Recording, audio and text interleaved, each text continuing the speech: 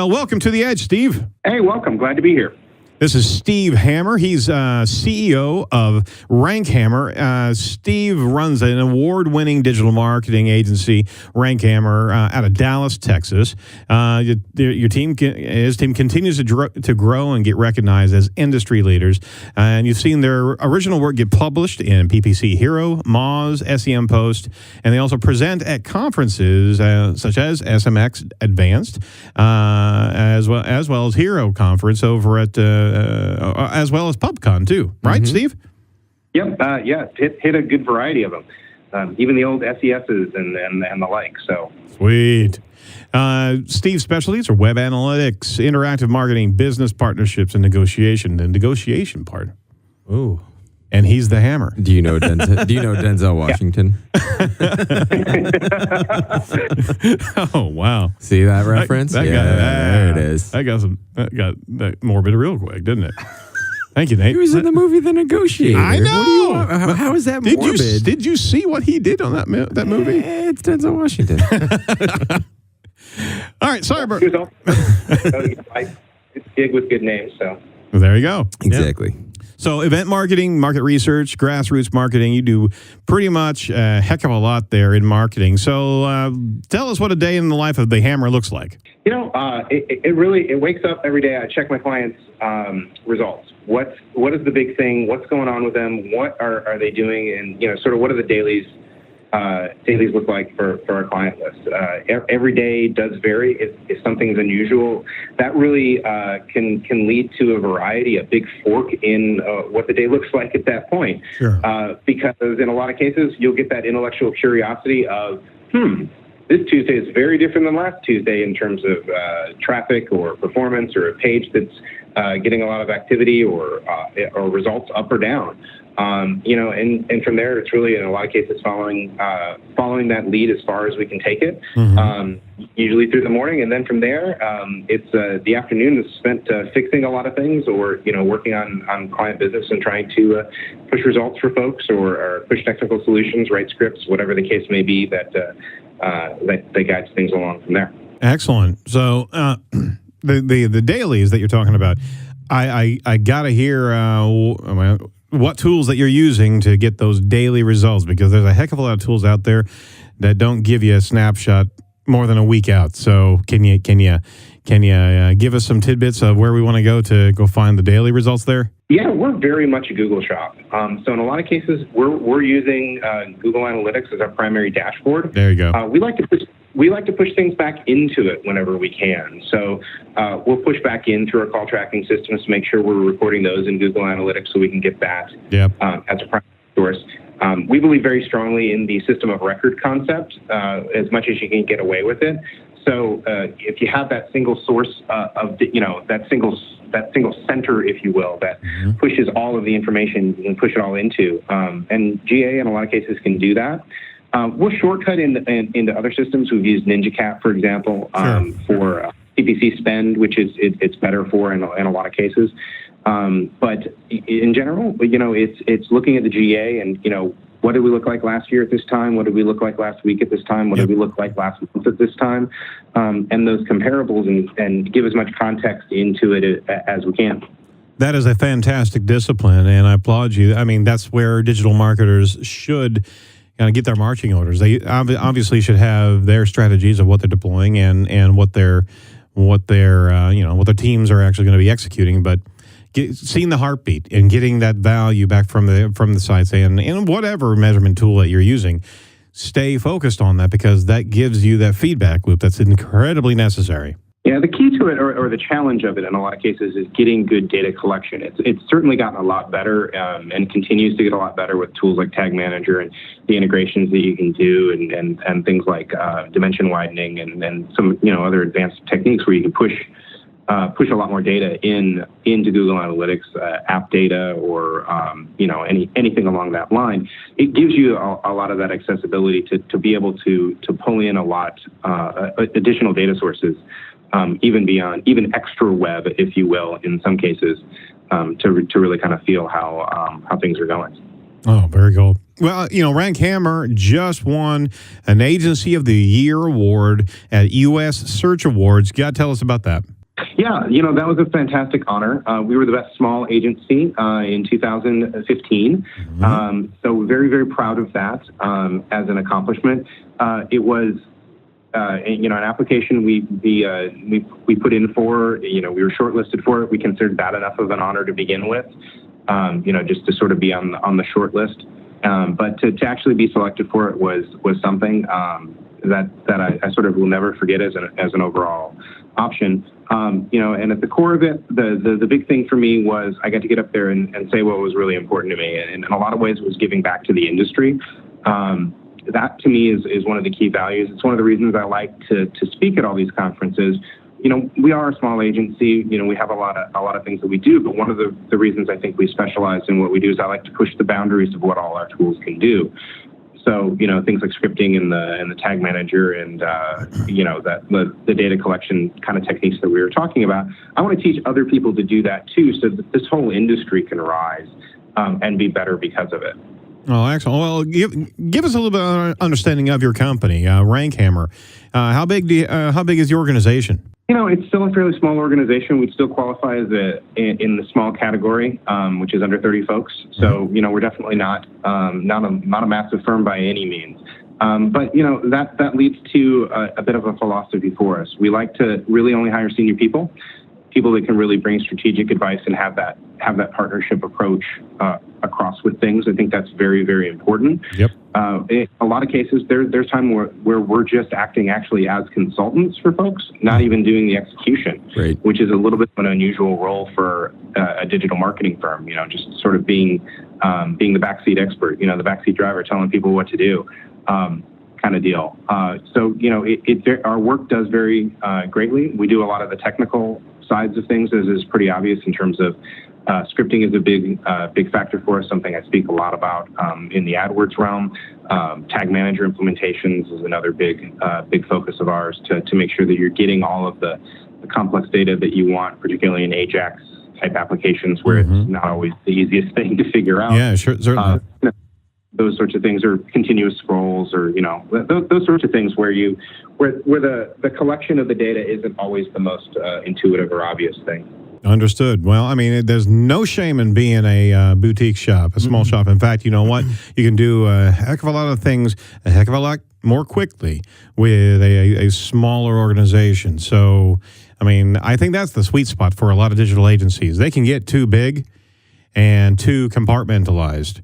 And I think you got a perfect size. Yeah, it's definitely fun. It's a good group. We always have a different challenge, in terms of the things we work with. And I feel every client to us matters, which is both good and bad. It means it really hurts if they're mad at you for any particular reason. But it means that you really can get really proud about every single accomplishment that you make along the way as well. Yeah, absolutely. Well, we had a question. Nate actually had a question about your Twitter handle. Yeah, I love your Twitter handle. I think it's freaking phenomenal. And of course, you said that was one of your nicknames or whatever. So, when I was first learning the program, I started writing my little copyright, and it turns out that I wasn't supposed to do that.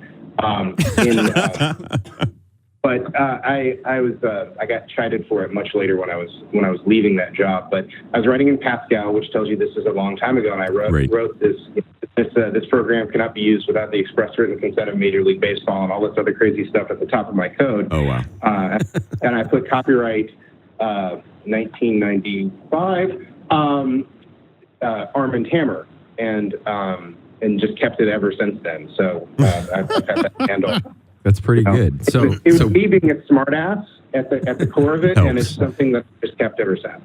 Yeah, that's legitimate. So piggybacking off of that, kind of, and not really the same relevance. How big of an emphasis do you guys place as an agency on the social media space, and how do you explain as you put it in a speech or a talk that you did, the fuzzy ROI that comes with the social media space? That's the key to it for us in a lot of cases, is that fuzzy ROI of it. So there's times where social media people that come to us with social media projects aren't great fits for us. Right. So if that's, I think that's a little bit about what you're getting at.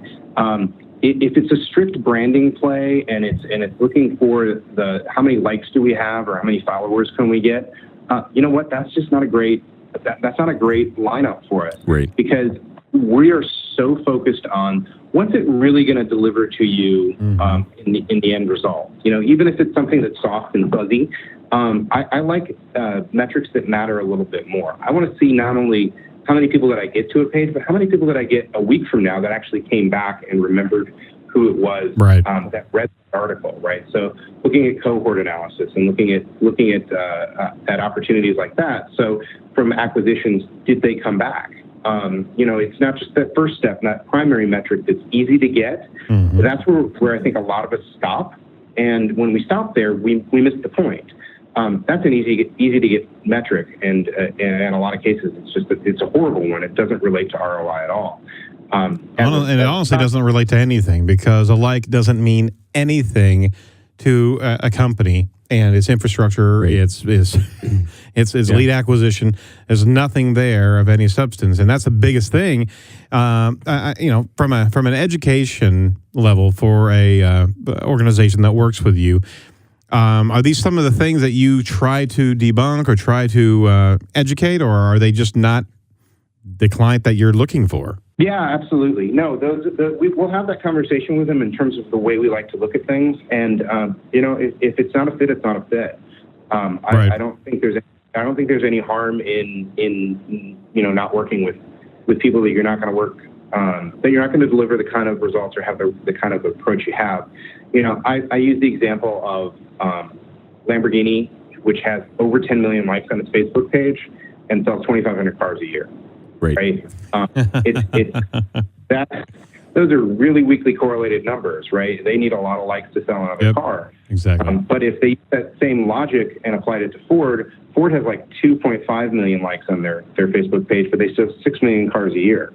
Right. So, if you apply that same logic, every like they get sells 3 cars. It's fantastic. Right. Of course, that's a metric you should be looking at. It's really, really weakly correlated with your business results. Yeah.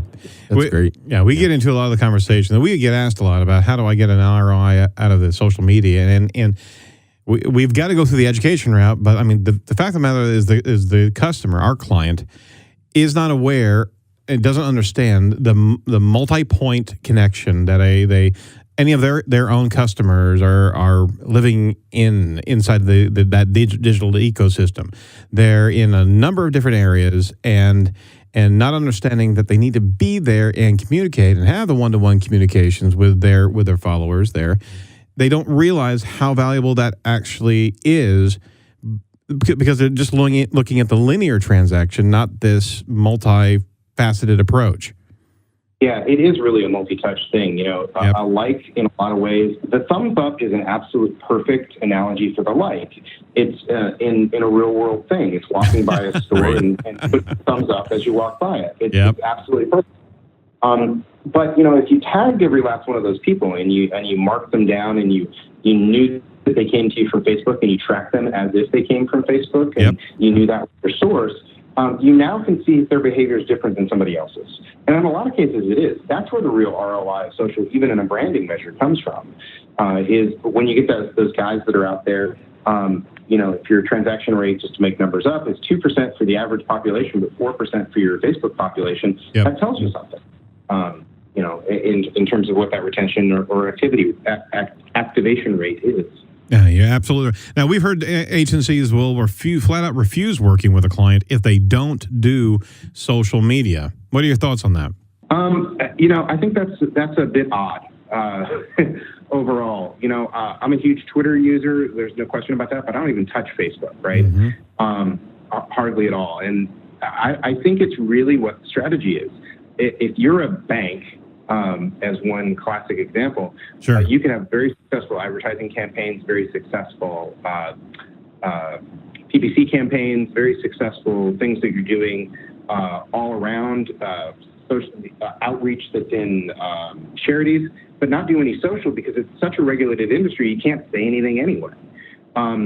and it just doesn't fit the channel or the brand or anything that's associated. The only thing I want to do about Bank A is complain about the fact that I had to wait in line at the teller or things that were associated with like that. No one says thank you for giving me the opportunity to get in this house with the mortgage that I'm not going to be paying for the next 30 years. Yep. So some things just don't fit in with social. I get it from a business perspective, right? Because the one thing about social is you're trading media dollars in a lot of cases that go to somebody that is not you, with your own labor dollars, which are effort that you're putting in there. But it's certainly not free in any way, shape, or form. No, no, absolutely, and I don't agree with the concept of just not interacting with a client if they. Yeah, it's weird. Yeah, it's definitely a weird. It is.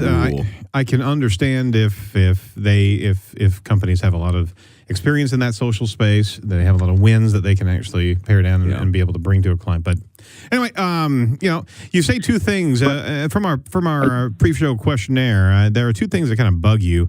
One being the one-size-fits-all digital solution, and that saying that one does SEO and PPC is easy, but being successful is harder. There's a lot of overlap between those two concepts, the one-size-fits-all solution, right, and then being specialized in things. Can you? What are your thoughts about the idea that to be truly successful in any one of these, you should at least have foundationally be well versed across the board in these different services? Well, that's an interesting question. I definitely think PPC can learn from SEO. SEO can learn from PPC. Absolutely. And all of the above. That's an question. Social is a great tool for learning for the other two. Right? They're all out there. The conversations that happen without us inspiring them, right, are some of the greatest conversations that happen. It's when we as marketers tip our toe in the water that it starts to change color. Partially because we want it to. But yeah, definitely there's a lot to know about the variety, and I think that knowing across disciplines is a fantastic thing. But really, in a lot of cases, it comes back down to the fundamentals of marketing. And I think a lot of hyper specialists that are just specialized in one very, very small aspect of things miss the fact they become order takers in a lot of cases. Okay, get me 10,000 visitors through PC Go, and they're not thinking about, well, what should those visitors look like? What should they be doing? What is it that they care about? How can I make sure that I'm inserting myself into their search story and their concept in a way that people actually care about the end solution, the solution that I have to their problem in the first place. Right. Is my product the right solution for them, instead of just, okay, here's your 10,000 clicks for the month, enjoy. No, absolutely. You can expand that even further. I think there's methodology concepts that are somewhat contained and siloed into certain services, certain disciplines that could certainly benefit other disciplines. For example, SEO understanding, applying SEO methodology from just optimizing a page certainly can affect content writing, right? And vice versa. Knowing how to write content in a way that's persuasive but still optimized, being able to have some cross training in those spaces are certainly advantageous. But even understanding marketing principles and PPC, and be able to see the PPC tuning and keyword focused management affecting content, at least from an understanding of need and what people are searching on. And sometimes the search phrase is not connected to the buy or the transaction. These are some transparencies that sometimes aren't transparent. They need to be conveyed between disciplines. Would you say that? Maybe you could say it a little bit better than I did. Right, yeah. No, I think that's a great point. What I think, and I'm going to retranslate what she said. Thank you. Yeah, that's a good idea. Please do that. There's a little bit of a notion that you can test things in PPC and learn some elements, because it's very easy to test in PPC. I can control the landing page completely. I don't necessarily even have to get it to rank versus the optimization that has to happen in an SEO page, where that may actually be in fundamental conflict at times, doing a constant test on things with SEO best principles, right? If I'm changing out my content on my SEO page every week, it might rank one week and then die the next. Yeah. But vice versa, if you're doing something in PPC that's completely on SEO focused, you'll never be able to apply it over in that category. So that cross training, that cross learning, it's real. There's no question about it. And the exploration that you have in the various things, why spend effort writing content on the safety aspects of a Ferrari? Yep. If you sell Ferraris, if no one really cares about the safety aspects of Ferraris and they just want to know how fast it can go, you can figure that out in PPC pretty quickly when either no one clicks on it or no one does anything with it, and definitely no one converts. Right. Versus doing that whole SEO article that's how amazing all the safety features of a Ferrari are, then getting it ranked number one and then finding out it doesn't do anything and 3 months are gone by that point. Yeah, absolutely. Absolutely. Well, we're getting down to a core thought that we wanted to touch base with you. You're certainly known for scripts and execution and a good deal of the programmatical pursuit of digital marketing and understanding metrics. But something that you wanted to talk about was really understanding these key concepts of focusing on the why consumers are actually looking for product and services as opposed to what they're looking for.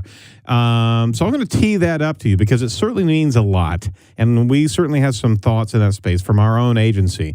But I want you to kind of be the torchbearer here and give me your understanding and the reasoning of why you think the why is so important. And if you could also touch on the Taguchi method that you referenced. I think that would be something that would be really interesting for a lot of people to hear about. Absolutely. Yeah, 6 whys at that point. So hold on a minute. If it sounds like I'm a little bit distant because I'm getting on my soapbox, so that'll just take 1 minute. Hold on, let me step up on.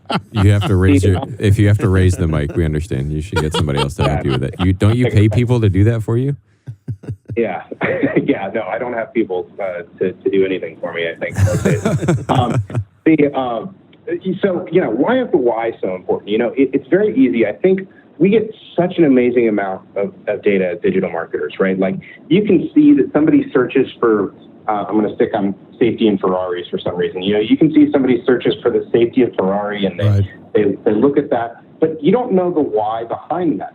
And the key to it all is if you can access the why of it, you can really make a difference.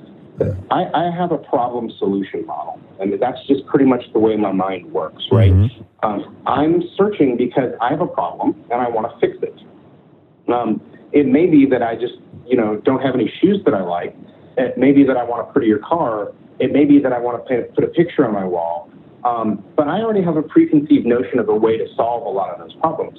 There are problems that I don't even have a possible solution for. Like, how do I grow my business, or how do I get more money for my business, or what's the right furniture to put in a place that I don't even know, right, in terms of that. But we have to be intellectually curious about these things, because if we're not, we just take a look at the surface, we answer the surface question, and we really miss the real opportunity that's behind it. The big thing, the classic is, if you're looking, people don't buy a nail just to hang a picture. They want a picture hung, and they don't really care how it's done. A nail is just a method they know to do it with, says the guy with the last name of Hammer. I was going to say, realistically, I'd be putting in an anchor with a screw if you actually wanted to stay up there. But saw that analogy coming from a very, very long ways away, Steve. I'm just saying. Yeah, sorry. I can't resist any of those. But it's a big deal. There are solutions for it, and the whys behind those insights can really make a huge difference.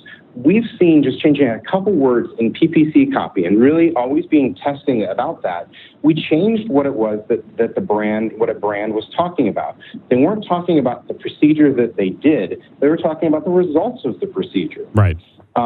At that point. And when they started talking about the results of the procedure, they climbed 150% in conversion over a very short period of time. I mean, it was a massive change.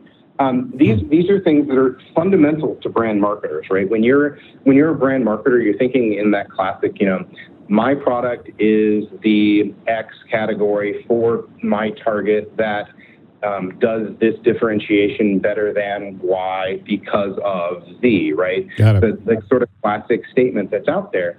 But I think in a lot of cases, as digital marketers, we think about the digital, we think about the search, we think about that, and we forget about the marketing part of it, which is a key to the whole thing. Sure. It's really how hard do you drill into figuring out what it is that your customer really wants as a problem to solve, and they can have absolutely phenomenal results, a lot more than worrying about whether the button's blue or red.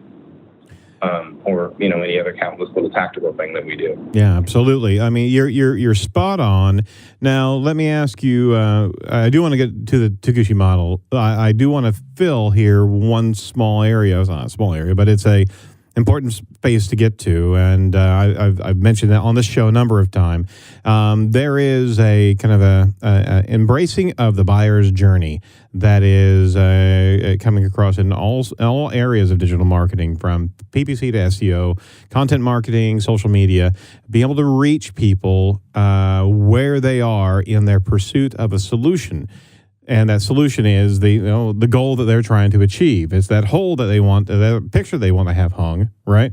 And how they get to be able to effectively hang that picture.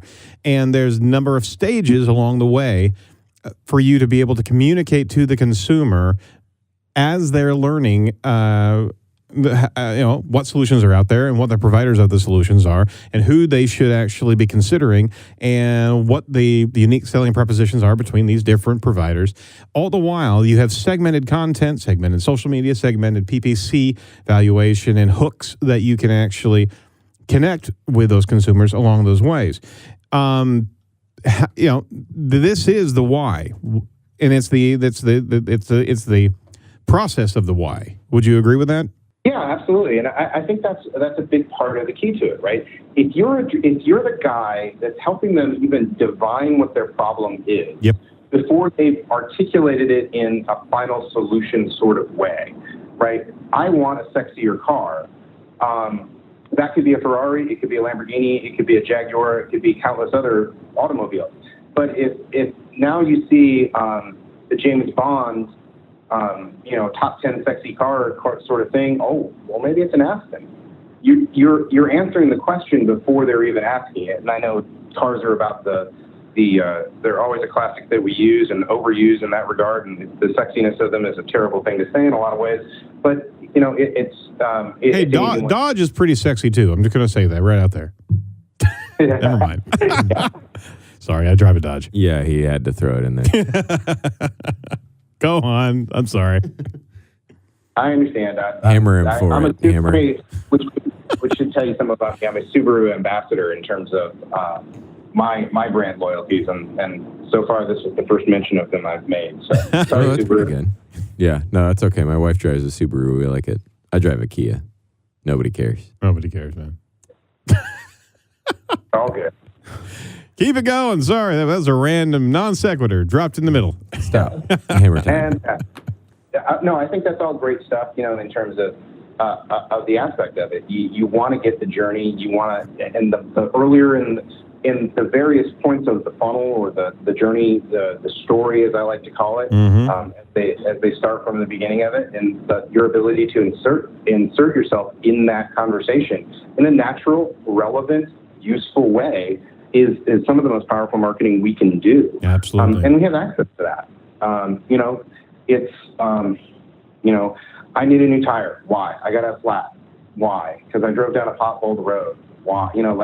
Back to the Taguchi method of it. The more you keep asking your why, you're discovering the journey along the way that's there. So tell us about the Taguchi model again, because this was originally from manufacturing, correct? It is, yeah. It was meant to. It's an engineering principle. I believe, if I'm not mistaken, Toyota was the first one to do it. When they would see a breakdown in the line, they would start to ask the question, or lack of production, or whatever the case may be. The Taguchi would continue to ask the question why until they got 5 whys. And then at that point, you got to what he believed to be the root cause. And then there's other methods of doing this sort of thing, fishbone diagrams, and really root cause analysis being the core of it.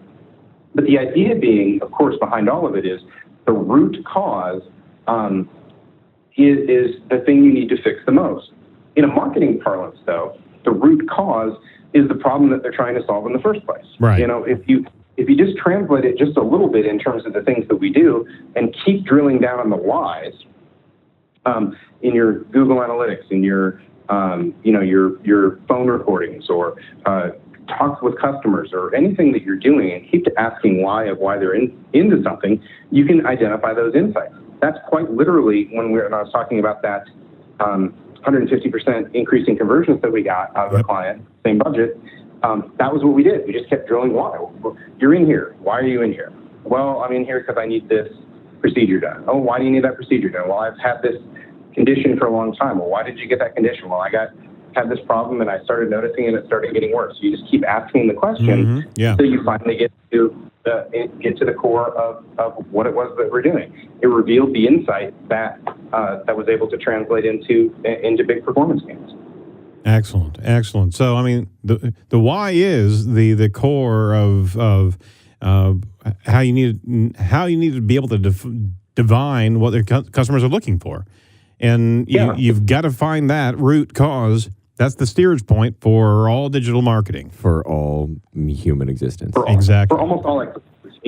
There's that. Yeah.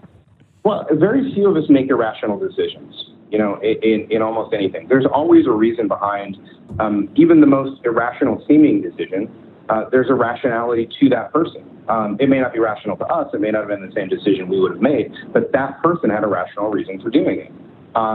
Or someone emotional. So they thought. Right? Yeah. Or so they thought, right? They may have had really bad data, or may make really bad decisions, but to them it's rational. So that to me is the key. Sometimes it's a segment of one that we're talking about, but in a lot of cases, there's usually the magic of marketing is when your why applies to 1 million people, right. But the magic of sales sometimes is making that apply to one person. Well, that certainly is a whole nother level of discussion, because the why applies, and the pursuit of the why in each and every different service line, each and every digital marketing tactic. You can find better results, more results, and you can also use the same why and apply it to competitors and see why they're doing what they're doing, and that gets you into such a state of context, knowing your competition, assuming that your competition has all the screws on their particular pursuit of marketing. Understanding what their messaging is and understanding if they have actually thought it through gives you such a playbook to be able to work from, not only your own organic why pursuit, but knowing what's effective or maybe what's not effective in that space from the competition. You need to have this written down. You need to be able to have this documented and structured in such a way. So does the Taguchi method have a system in which it actually executes and branches out these different type of thought directions and inquiries, or is it pretty much just barrel through until you find the root? It is. I think in a lot of ways there probably is. The way I was always trained in the method is very simple. Just keep asking why and drill into to the root cause of it, which is very easy to understand. The fishbone diagram is one example of it. What are the things that feed into each one of these elements, right? And then investigate into it. So if you're at the why stage of conversion rate, you might look at competition and offer and pricing and alternatives, and you start to ask questions about each one of those. Certainly. Those elements to do into it, but that really takes the brainstorming of, okay, this is the why I've gotten to, and then here are all the possible reasons for it, and then continuing to fork your way down to get to what the real core is. Those two feed well into each other. I would say, at some point it does become a bit intuitive in the way you're doing it, because the tools you can use as a digital marketer, right? You've got your own analytics, you've got external facing things like the SpyFu or SEMrush Right. and the like, Right. where you can take a peek at what your competitors are doing and how their ads have varied over time, or even just simple searches of what are out there. It's still one of the keys. Actually, talking to your darn consumers doesn't hurt. I know we're all in this digital world, but talking to the end consumer and getting what they have to say about things is still one of the best overall all methods, even in a remote manner of something like where you're doing some user testing behind the screens or otherwise. Absolutely. Well, thank you for that explanation. We certainly want to give that as a proponent for digital marketers who are listening to this. Start with the why. Understand and dig deep into understanding why your consumers or why your clients' consumers are looking for their services. Because you stay on that path, you're going to be true the entire time. Don't think that you need to just put content out there for content's sake. You've got to be continually answering the question of why, right? Absolutely. It's almost like those little kids, when you're a little kid and your mom or your dad tells you something and you say, why? Mm-hmm. And they explain. And then they say, why? And then you get another explanation. It's really like that, except Taguchi made it work for Toyota and made billions of dollars. Oh, jeez. Yeah, you end up beating your kid at that point. I know, right? I don't advocate that at all. Yeah, the childlike methodology and the childlike wonder that I think we sometimes have to have towards both the tools that we have and the opportunities we have and the insights we can generate. Yep. That's an actual perfect analogy. You have to be childlike. Yeah. There's the old Zen master quote, about having your cup too full, which I use all the time. If you think you know it all, no one can tell you the next thing. You have to approach things with the beginner's mind to really understand. Yes. That is straight from martial arts right there. Are you a martial arts aficionado? Far from it. Pretty sure that was from Major League 2. Oh, you're absolutely right. You have to have the beginner's mind, and you can't assume getting into a marketing strategy that you know what the why is. Yeah, the assumptions are what killed us, are what kill us. I think I know this. And it kind of circles back to what annoys me about a lot of this. When you have a one-size-fits-all philosophy, you think you know it all already, by definition. Yep. And you're not generating that insight. You're not going back and trying to figure out what the real unique insight is. We all end up in the same place if we do that. And when that happens, we're only in price competition, which isn't good for anybody's industry. By differentiating, by really talking about things that make us different, by having insights that other people don't have, yep. You're differentiated from everybody else, and you have a more powerful proposition. And that is good for everyone. Well, to wrap up, Steve, we asked you what excites you about your industry. Give us a couple key things that you're observing. Yeah, I think one of the big things right now is the amount of data that we have. We get such an insight into these things. The reason I'm able to even make these sorts of observations at the size that we are right now is because we have these sorts of things. I remember back in the day, or being early in marketing, pre-digital, you do a focus group with folks, and it was 30 people in a room. You'd have 10 people on the other side of the glass, and you have all this stuff to generate insights. It'd be a month-long process. We can go out to a site right now, ask questions of 100 people through a Google survey, and get some insights really quickly, really cheaply, at scale. We have an opportunity right now as digital marketers to bring the conversation forward with folks, but we have to take the strategic approach and not just be the tacticians all the time. We have to really think about how is it that we're gonna start talking about the data that drives the business, and stop talking about you rank number 7 for Indianapolis dentists in Bing kind of thing as our deliverable. It's I got you 7 patients is what really matters. Yeah, absolutely. Absolutely. Well, we always want to end up with a fun point. So we have a question for you. It's really interesting. You have a chemical engineering experience with building rocket boosters for the space shuttle. Safe to say that you're interested in space. Yeah, you could say that. It was a tear to my eyes when that program was decommissioned. Oh yeah, I know. I gotta say, it is one heck of an impressive thing to see one of those rocket boosters go off. Yep. Even from a safe distance. It is. They are amazing, amazingly large too. And the amount of jets and everything else the gas that they push out of it is just phenomenal. Would you say that your agency has boldly gone where no other agency has gone before? Yeah, I should do that. I don't fully. I'd like to say that rocket science isn't rocket science. It turns out, but I could say the same thing about digital marketing. It's really not rocket science. Don't tell them that. They won't come back and hire us. It's true. Yeah, well, it doesn't mean it's easy. Actually, I'd say digital marketing is doing, in a lot of cases, doing what the other guys won't. It's working harder. It's asking questions that they won't and driving down. That's not easy work. No, that's not easy work. You're absolutely correct. Well, Steve, we really appreciate you on the show today. Any final thoughts? Anything that you'd like us to promote for you? No, always we're here to help. Overall, reach me on Twitter at Armand Hammer, ARMOND, not AND, Hammer, and that's a great way to reach out to me. Or email at Steve@RankHammer. I'm always happy to answer questions that anybody has about, particularly how you can automate your way out of the drudgery and find your way into deeper insights, because that's at the core of it. Really, what we're all about. All right, last thing that I have. A suggestion for your company. Do you have Rank Hammer branded parachute pants? And if you don't, you should get started on that, and I will buy a pair off of you, and I will wear them and rep your brand. I just finally watched Zoolander 2, which is horrible. Yes, it is. Absolutely, just a terrible. Horrible in a bad way or horrible in a good way?